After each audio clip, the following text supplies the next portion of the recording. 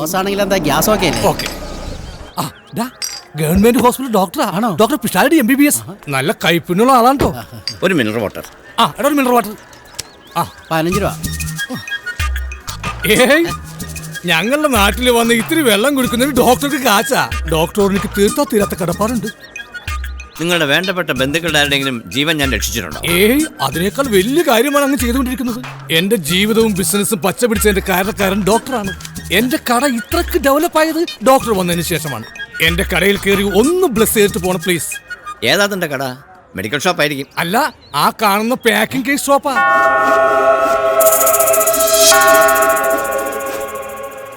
ഈ ആഴ്ച ഒന്നും അനങ്ങിട്ടില്ല.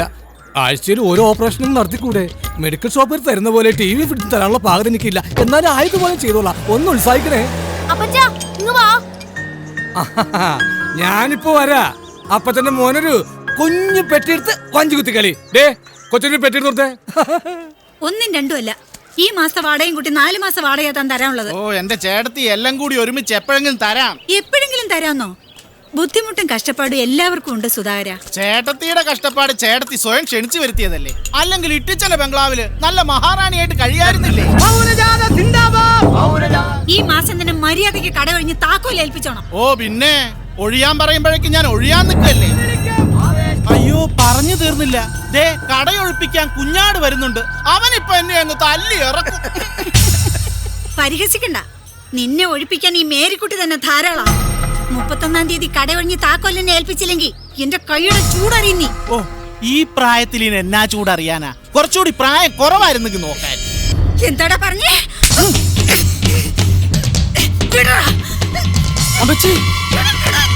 അമ്മച്ചി വേണ്ട, അയാളെ വിട്ടേക്ക്. ഒന്നും ചെയ്യില്ലട്ടാ. നീ ചെവിയിൽ നുള്ളിക്കോ സുധാര. നിന്നെ ഒഴിപ്പിക്കാൻ പറ്റൂ? ഞാനൊന്ന് നോക്കട്ടെ. ഇവിടെ നിയമം കോടതിയുണ്ട്. അമ്മച്ചി ആവേശത്തിൽ ഇങ്ങനെയൊന്നും പറയല്ലേ. അമ്മച്ചി ഓരോന്ന് പറഞ്ഞ അയാൾക്ക് വല്ല ദേഷ്യം വന്നിട്ട് എനിക്കിട്ടായിരിക്കും കിട്ടണത്. ഞാൻ ഇടയ്ക്കിടയ്ക്ക് വരുന്ന സ്ഥലം അത്. എപ്പോ നോക്കിയാലും ആളുകൾ മുഴുവൻ എനിക്കിട്ടാണ് ഇരിക്കുന്നത്. നീ ഇങ്ങനെ ഒരു പാവത്താനായതുകൊണ്ടാ അവനൊക്കെ ഇത്ര അഹങ്കാരം. ഓ, ഞാനൊരു തല്ലുപിടുത്തക്കാരനാവാത്തതാ ഇപ്പൊ കുറ്റായി പോയത്. അമ്മച്ചി ഇങ്ങനെയൊക്കെ പറഞ്ഞു പറഞ്ഞ അവസാനം ഞാൻ വല്ല കൊട്ടേഷനായി മാറൂട്ടോ. നിന്നോടൊന്നും പറഞ്ഞിട്ട് കാര്യമില്ല. എന്റെ ജോസ്മോൻ ഉണ്ടായിരുന്നെങ്കിൽ കാണാമായിരുന്നു. നീ ഇങ്ങനെ ഒന്നിനും കൊള്ളാത്തവനായിപ്പോയല്ലോ. അല്ലെങ്കിലും 12-ാം വയസ്സിൽ ഒളിച്ചോടി പോയ മോനോടാ അമ്മച്ചിക്ക് സ്നേഹം. ഞാൻ ഒന്നിനും കൊള്ളാത്തവനാ, ധൈര്യമില്ലാത്തവനാ. സംസാരിക്കുമ്പോ ഒടുക്കത്തെ ധൈര്യം അമ്മച്ചി. പക്ഷെ പ്രവർത്തിയോട് അടുക്കുമ്പോഴേക്കും ധൈര്യമൊക്കെ ചോർന്നു പോവും. എല്ലാം ശരിയാവും. അമ്മച്ചി നോക്കിക്കോ. അമ്മച്ചി മോനെ വിഷമിപ്പിക്കാൻ വേണ്ടി പറഞ്ഞതല്ല.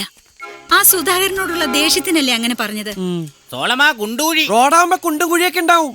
അതല്ല, കുണ്ടുകുഴിയച്ച അന്വേഷിക്കുന്നുണ്ട്. ആണോ? അമ്മച്ചി നടന്നോ, ഞാൻ അച്ഛനെ കണ്ടിട്ട് വരാം.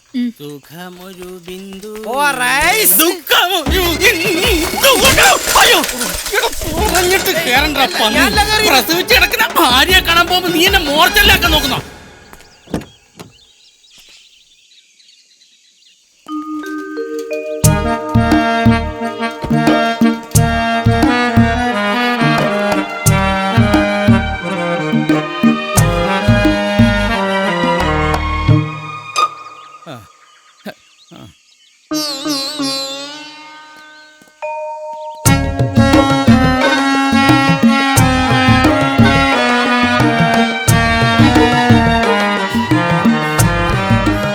കർത്താവേ, അളിയോ,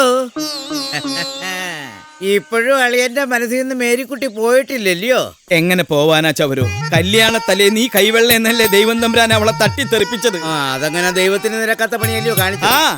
വീട്ടുവേലക്കാരിയെ ജീവിതകാലം മുഴുവൻ ചുമക്കാനും നിന്നെ പോലുള്ള ഊച്ചാളികളെ അളിയാന്ന് വിളിക്കാനുമാണ് എന്റെ വിധി. നന്നായി പോയി. മേരിക്കുട്ടിയുമായി ആത്മാർത്ഥമായ സ്നേഹമുണ്ടായിരുന്നെങ്കിൽ വേലക്കാരത്തേക്ക് വയറ്റിലുണ്ടാക്കാൻ പോകുമായിരുന്നു. നല്ല സദ്യ ഉണ്ടായിരിക്കുമ്പോ കട്ട് കപ്പ പറിക്കാൻ പോയി എങ്ങനെ ഇരിക്കും? എന്റെ പെങ്ങള് ബുദ്ധിമതി ആയതുകൊണ്ട് മേരിക്കുട്ടിയോട് ചെന്ന് കാര്യം പറഞ്ഞു, കല്യാണം മുടങ്ങി. അളിയൻ ചതിച്ചതിന്റെ വാശി തീർക്കാൻ മേരിക്കുട്ടി കപ്പേരി അങ്ങ് കെട്ടി. അതിന് മേരിക്കുട്ടിയെ ഞാൻ കുറ്റം പറയില്ല. എല്ലാ അളിയന്റെ കുറ്റം തന്നെയാ. നീ ഇതെങ്ങോട്ടാ പോണേ? കള്ളും പുറത്ത് അങ്ങനെ ഒരു അബദ്ധം പറ്റിയതിന് നീയും നിന്റെ വീട്ടുകാരും കൂടി അവളെ എന്റെ തലയെ കെട്ടിവെച്ചില്ലേ? ഒരു ജീവിതം പോയില്ലേ? നീ കാറി കയറണ്ട, നടന്നു പോയാ ബെൻസി കയറാൻ പറ്റിയൊരു സാധനം. എന്റെ അളിയ പണ്ടം കണ്ടോ നടന്ന കാര്യം പറഞ്ഞോണ്ട് അളിയൻ ഇങ്ങനെ മേരിക്കുട്ടിയെ കണ്ടാ കുഴപ്പം. പെട്ടെന്ന് ഭ്രാന്തളകും. എത്രയോ നിന്റെ അച്ഛനടാ. ഞാനെന്താണ് കുട്ടികളുടെ ചെണ്ടയാ വരണവന് പോണവനെ കടിക്കാൻ? ചെറുത്താൻ്റെ വണ്ടി വന്നു. നിനക്കറിയോ നിന്റെ അമ്മയുടെ മേരിക്കുട്ടിയുടെ ഓർമ്മയ്ക്കാ എന്റെ മോൾക്ക് ഞാൻ മേരിന്ന് പേരിട്ടത്. എന്റെ ഭാര്യ എതിർത്തു, ബന്ധുക്കൾ പരിഹസിച്ചു, ഒന്നും ഞാൻ കാര്യാക്കിയില്ല. അത്രയ്ക്ക് മനസ്സിൽ കൊണ്ടു നടന്നതാ ഞാൻ നിന്റെ അമ്മയെ. ഇപ്പൊ നിന്റെ മനസ്സിലും എന്റെ മോളുണ്ടെന്ന് എനിക്കറിയാം. നീ അവളെ സ്നേഹിക്കണം. ഞാൻ മേരിക്കുട്ടിയെ സ്നേഹിച്ചതുപോലെ ഒരുപാട് സ്നേഹിക്കണം. അവളില്ലാതെ നിനക്ക് ജീവിക്കാൻ പറ്റില്ല എന്നൊരവസ്ഥ വരുന്നത് വരെ സ്നേഹിക്കണം. എന്നിട്ട് വേണം എനിക്ക് അവളെ വേറൊരുത്തിന് കെട്ടിച്ചു കൊടുക്കണം. അത് ഈ ഇട്ടിയച്ഛൻ്റെ ഒരു വാശിയാ, നിന്റെ അമ്മയ്ക്കുള്ളൊരു മറുപടിയാ. അല്ലാതെ എൻ്റെ പെണ്ണിനെ നിന്റെ അപ്പം കൊണ്ടുപോയ പോലെ എൻ്റെ മോളെയും കൊണ്ടുപോകാമെന്ന് വിചാരിക്കണട കപ്പ്യാർക്ക് ഉണ്ടായ മോനെ. അങ്ങനെ നീ വിചാരിച്ചാ നിന്റെ നെഞ്ചത്തു കൂടെ ഈ ബെൻസുകാർ കയറ്റി നിന്നെ കൊല്ലും. ഇട്ടിച്ചായ, കഴിഞ്ഞ പ്രാവശ്യം ഇട്ടിച്ചായന്റെ മോൻ ജോണിക്കുട്ടി എന്നെ തല്ലിയതിനു ശേഷം മേരി അല്ല അവളുടെ നിഴലിനെ പോലും ഞാൻ കണ്ടിട്ടില്ല. നീ കാണണം, എന്നാലേ എന്റെ മോഹങ്ങൾ പൂവണി. കേൾക്കുള്ളൂ. നല്ല ബഹുമാനമുള്ള പയ്യനാ. എന്നാ നീ നിന്റെ അമ്മേനെ അവന് കെട്ടിച്ചു കൊടുക്കടാ, എന്നിട്ട് അച്ഛാന്ന് വിളിക്കൂ. വണ്ടി വിടറാ.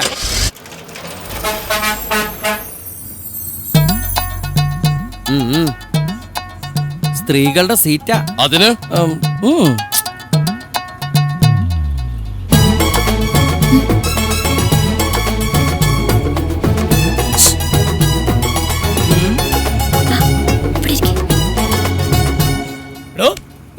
ആ കുട്ടി എത്ര നേരെ വിളിക്കുന്നേ, ചെന്നിരിക്കണോ? ചെല്ല്. എന്നിട്ടാണ് ആളുകൾ അതും ഇതൊക്കെ പറയാൻ. പിന്നെ നിങ്ങൾ തമ്മിൽ ഇഷ്ടമാണെന്ന് നാട്ടുകാർക്ക് എല്ലാവർക്കും അറിയാം. പിന്നെ എന്തിനാണ് വെറുതെ നമ്പർ? ചെന്നിരിക്കേ. അതിരിക്കട്ടെ, രണ്ടുപേരും കൂടി എങ്ങോട്ടാണ്? ആ കുട്ടി എങ്ങോട്ടോ പോകുന്നു, ഞാൻ വേറെ എങ്ങോട്ടോ പോകുന്നു. എന്നിട്ടാണല്ലേ രണ്ടുപേരും ഒരു സ്ഥലത്തേക്ക് ടിക്കറ്റ് എടുത്തിരിക്കുന്നത്, അതും റെയിൽവേ സ്റ്റേഷൻ ബസ് സ്റ്റോപ്പ്. കാക്കി കൊടുത്തുന്ന ക്വസ്റ്റ്യൻ ചെല്ലാധികാരെ കണ്ടക്ടർക്കില്ല കേട്ടാ. അല്ല, രണ്ടുപേരും ഒളിച്ചോടി പോകുകയാണെന്ന് അറിയാൻ വേണ്ടി ചോദിച്ചതാണ്. ഓ, തല ഇറങ്ങിട്ട് വയ്യേ, തല ഇറങ്ങിട്ടാ. ഒന്ന് ഇരുന്നോട്ടെ സിസ്റ്റർ. സിസ്റ്റർ ചുമ്മാ നമ്മള് പരിചയമില്ലാത്ത പോലെ ഇരുന്നാ മതി. ബോഡി ടച്ച് ചെയ്യില്ലേ. അതെ, അവര് ഒളിച്ചോടി പോവാണോ? ആർക്കറിയാ, പിന്നെ സാധ്യത ഇല്ലാതില്ല.